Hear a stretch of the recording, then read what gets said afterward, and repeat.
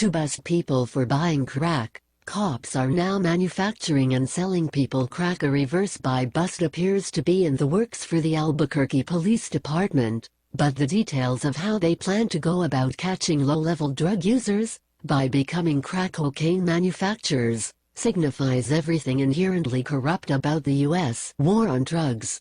Berk Media exclusively revealed APD's intentions to become temporary crack manufacturers after a confidential source shared the affidavit about the impending bust.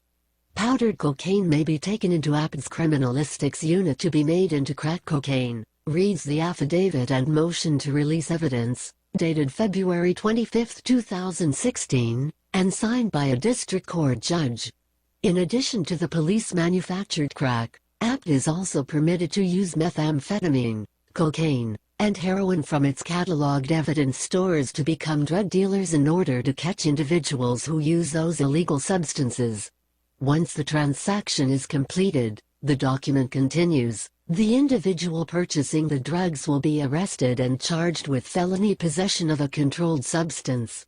The detectives will attempt to immediately retrieve the drugs sold. While high-level, volume transporting, and sometimes violent drug dealers, created by the illegality of such substances and the state's failed drug war, won't be the target of this bust, small-time users will be entrapped by police con artists and have their lives upended with serious charges. Police, in such a dual operation, become perpetrators of the very problem they claim to be combating, to catch individuals whose only harm is to their own person. According to Berk Media's source, police initiated the reverse sting operation, which will run through the end of 2016, pursuant to complaints from area businesses and residents. The business' residents and patrons have complained about drug dealing throughout the city of Albuquerque, claims the affidavit. Citizens have contacted detectives complaining about being asked, by people walking/driving through the city of Albuquerque, if they wanted to purchase drugs. As the anonymous source noted, APD's bust likely targets the city's most precariously situated and vulnerable residents, homeless drug addicts.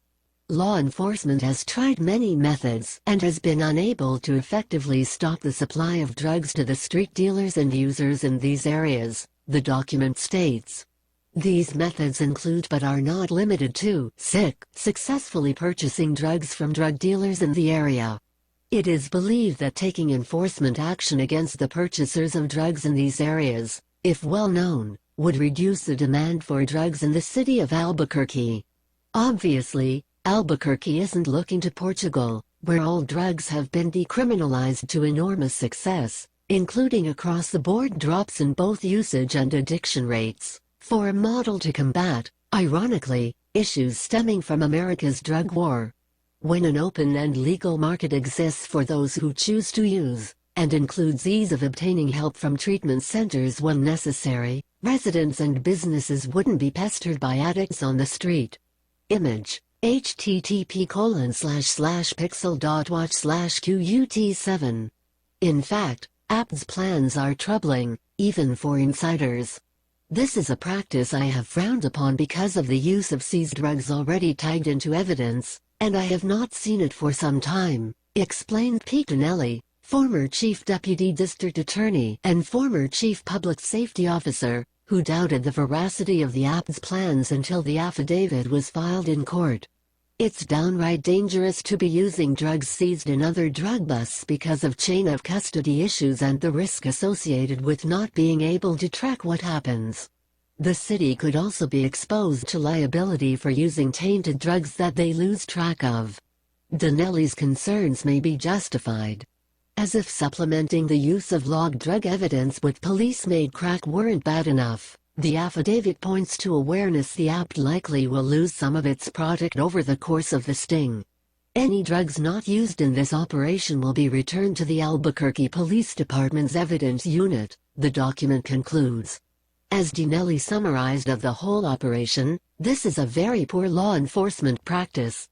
When even the cops are manufacturing crack, you know the war on drugs is nothing short of a farce.